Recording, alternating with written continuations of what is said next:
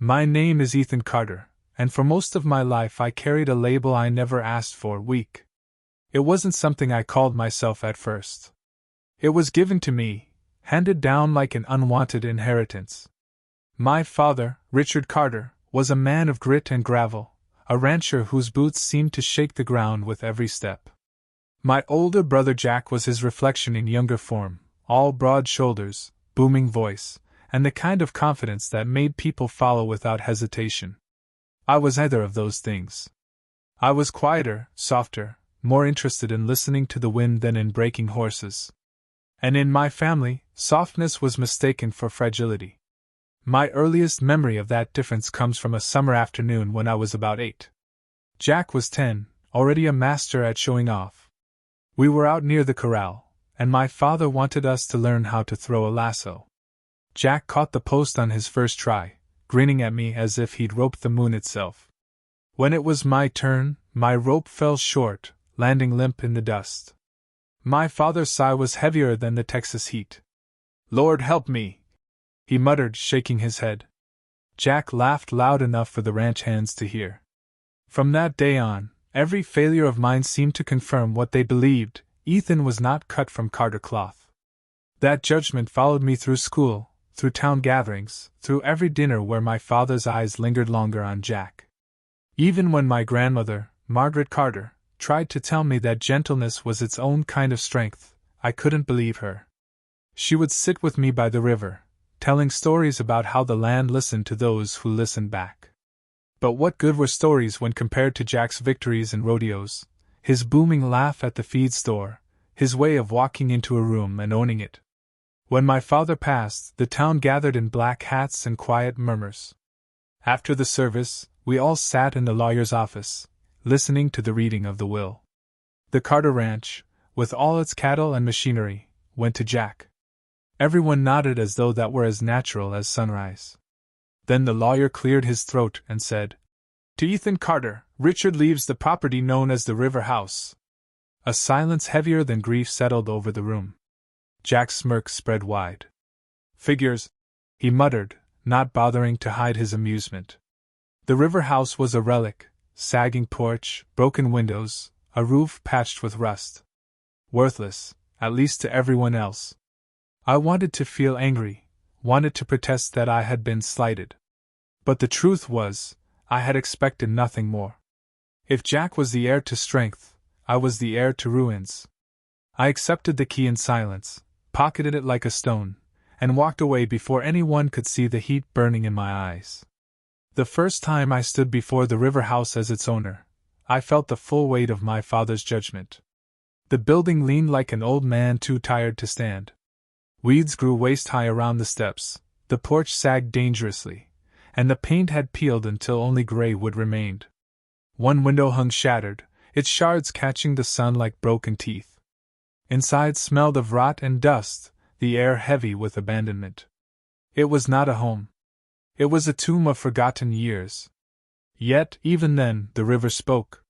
Just beyond the yard, the Rio Grande moved with quiet authority. Its surface shimmered under the sun, restless but steady. I stood listening, and though I didn't understand it then, that river was already calling me to something greater than myself. I began to clean because it felt like the only thing I could do. One room, then another. My hands blistered from sweeping, scrubbing, dragging out broken furniture. The more I cleared, the more I discovered pieces of lives once lived here: a cracked teacup, a rusted lantern, a child's wooden toy. They whispered of a time when the house was alive, when laughter and light filled these hollow rooms. In the attic, beneath warped boards, I found the trunk.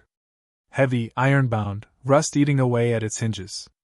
It took nearly an hour of prying before the lid creaked open. Inside lay a stack of journals, leather-bound, edges frayed with time. I carried one downstairs, brushed away dust, and opened it. The handwriting was neat, steady. The first line read, "June 12, 1934. The river is high again today, but I feel its strength, not its threat." I knew that hand.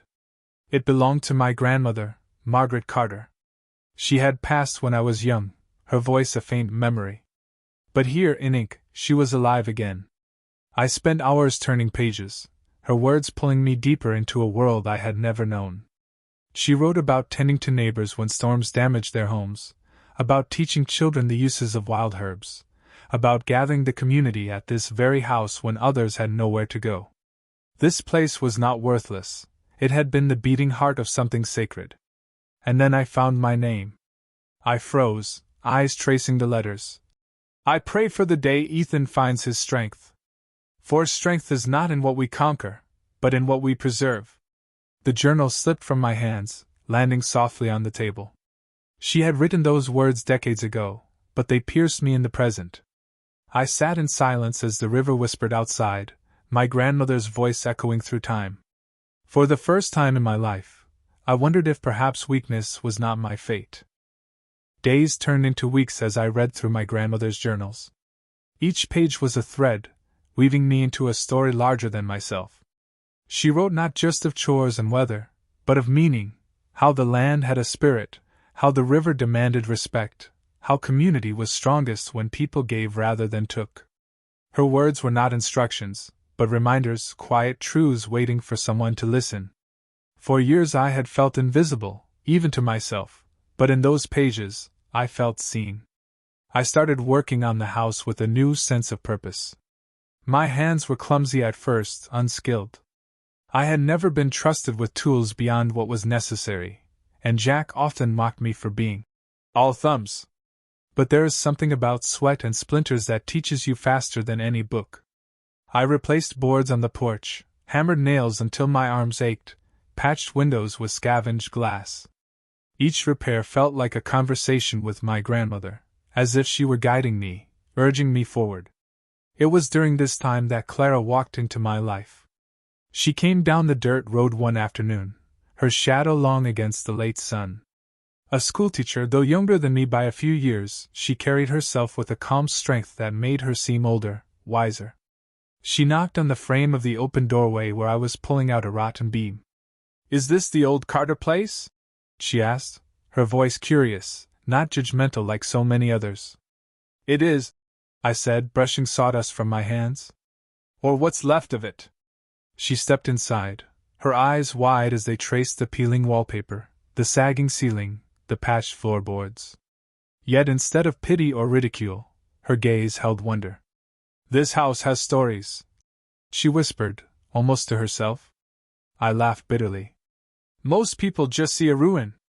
My brother says I'm wasting my time." Clara turned to me, her expression firm. "Even broken things can be rebuilt. Sometimes stronger than before." Her words echoed something deep within me. For the first time in a long while, I felt the weight of another's belief, not in the house, but in me. Jack, of course, wasn't so supportive. He came by not long after Clara's visit, his truck kicking up dust as it rolled into the yard. He climbed out in polished boots, clean shirt, every bit the image of the successful rancher. His eyes swept the house with disdain. "Ethan," he said, voice dripping with false patience, "there are developers offering good money for this land. Riverfront property doesn't come cheap. You'd be a fool not to take it.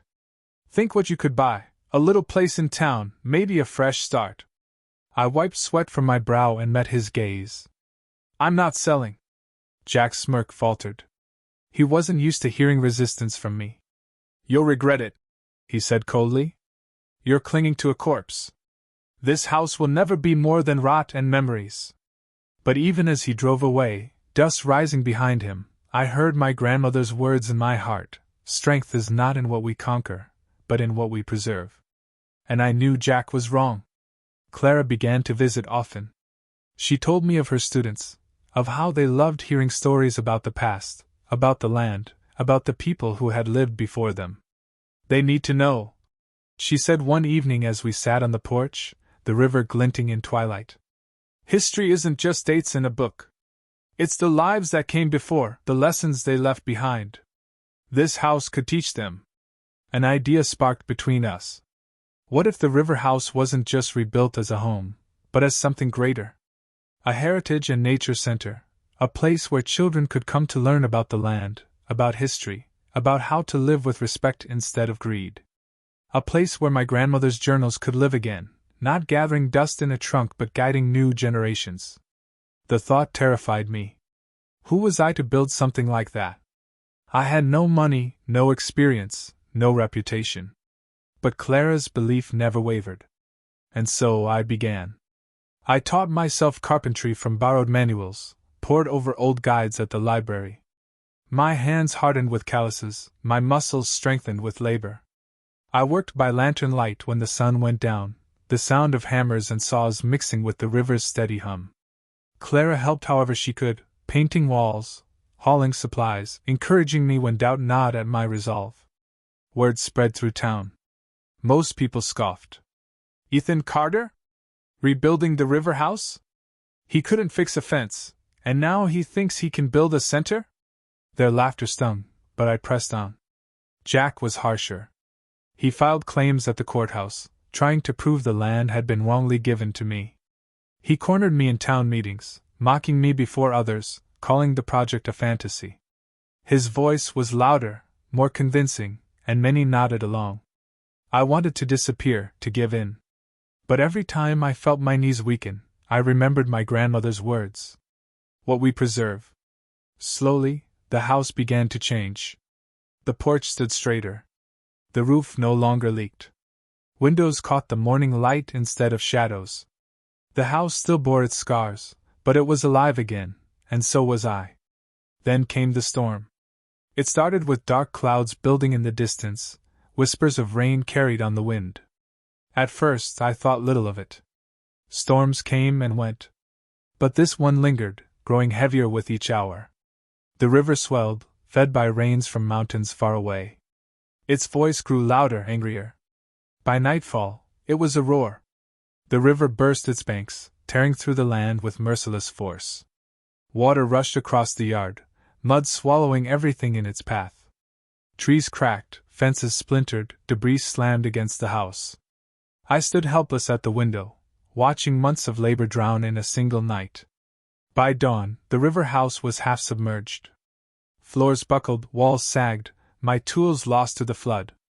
I stepped outside into knee-deep water, the smell of mud and ruin thick in the air. My heart collapsed. Jack arrived soon after, dry in his truck, smug as ever. He climbed out, surveying the wreckage with a satisfied smile. "I told you," he said. "You can't fight nature. Sell now, before you lose everything." For a moment, I believed him. For a moment, I felt finished. Then I saw it, one of my grandmother's journals, soaked but still intact, floating in the water. I grabbed it, opened to a random page. The ink was blurred, but her words remained. "Do not run from the river. Learn from it. Rise with it." Something shifted inside me. The river had not come to end me. It had come to teach me. I rebuilt stronger this time. Higher foundations, sturdier walls, drainage to guide the flood away. Clara stood with me, tireless in her support. And then something unexpected happened. Neighbors began to join. A farmer brought lumber. A carpenter offered his tools. Families who once mocked came to paint, to plant, to share meals. The storm had not destroyed us. It had united us. The months after the storm tested me more than any before. The house stood battered, its scars deeper, but it was not gone. And neither was I. The community that had begun to gather in small ways now came with greater strength. They brought food when I was too tired to cook, tools when mine were ruined, stories when the nights felt too long. It was as if the flood had washed away not only my progress but also the walls I had built around myself. Clara was the heart of it all. She rallied her students' families, convinced the town council to grant small funds, even stood up to skeptics with a quiet courage that humbled me. Watching her speak to a crowd was like watching the river in its calm season, steady, undeniable. And slowly, I realized that her presence was not temporary. She was not just helping with the project, she was building a life with me, even if either of us had yet spoken the words aloud. The journals remained my compass. Some had been ruined by water, pages dissolved into unreadable stains. But many survived, and I read them aloud to the volunteers during breaks. My grandmother's voice, carried on those pages, became not just mine to keep but ours to share. Children sat wide-eyed as I read of her tending to the sick with nothing but herbs, of neighbors gathering here in times of need, of dances held in the great room when the harvest was good. The house became alive with echoes, and the people who came to help no longer saw a ruin, they saw a legacy worth protecting. Of course, Jack did not disappear. If anything, my progress seemed to sharpen his bitterness. He came one afternoon, stepping out of his truck with that same polished arrogance. The yard was filled with neighbors hammering, painting, laughing. Jack's scowl deepened at the sight. "You're making a fool of yourself," he said, pulling me aside. "These people don't care about you. They're here for entertainment. And when it's done, what will you have? A patched-up shack no one will use? Meanwhile, I'm offering a way out. Sell the land, split the profit, and stop pretending you're something you're not." I looked at him, at the brother who had always towered over me in my mind. For the first time, I noticed the lines of wear on his face, the way his eyes flicked nervously toward the crowd. Jack was powerful, yes, but he was also afraid. Afraid that my choice to stand might reveal the hollowness of his own. "I'm not selling," I told him. My voice shook, but I did not look away. "This house is bigger than me. Bigger than you. And I won't give it up." He stared at me, stunned into silence. For once, I saw uncertainty in his eyes. He turned without another word, climbed into his truck, and drove away. The river house rose again, slowly, like a tree growing from broken ground. The porch was rebuilt with wide beams that could weather storms. The walls were painted bright, sunlight spilling through clean windows. We planted a garden out front, herbs like my grandmother once used, vegetables for the community. Inside, we built shelves for the journals, displays for tools and relics, spaces for children to sit and learn. It was no longer just a house. It was a living classroom, a sanctuary, a bridge between past and present. The day we opened it as the Carter River Heritage and Nature Center, the yard overflowed. Families came with children tugging at their hands, elders with memories to share, neighbors carrying food for a feast. Clara stood beside me, her hands slipping quietly into mine. I looked out at the crowd and saw faces alight with hope, curiosity, belonging. And in that moment, I felt something I had never felt before: strength. Not the kind my father revered, not muscle or dominance or conquest. But the strength of standing firm when the world says bend. The strength of preserving what matters, even when others call it worthless. The strength of being gentle, and letting that gentleness endure storms without breaking. As the sun dipped low and the river shimmered with evening light, I walked to the edge of the porch. My voice trembled, but I spoke loud enough for all to hear. "This house was once thought to be nothing more than ruins. I was once thought to be nothing more than weak. But my grandmother wrote that strength is not in what we conquer, but in what we preserve. Today, we preserve her memory, our history, and this land. Today, we begin again, together." The crowd erupted in cheers.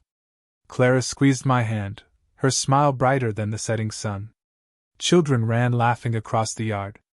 Neighbors shared food, stories, songs.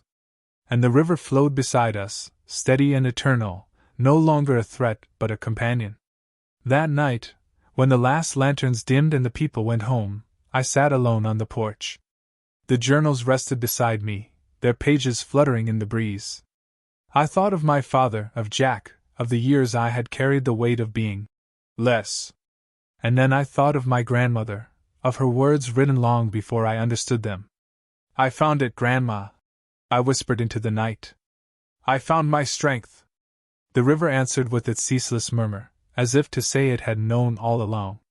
And there, in the quiet glow of the moon, I realized something simple and profound.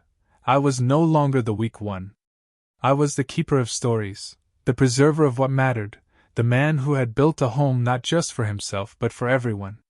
And in that, I was finally free.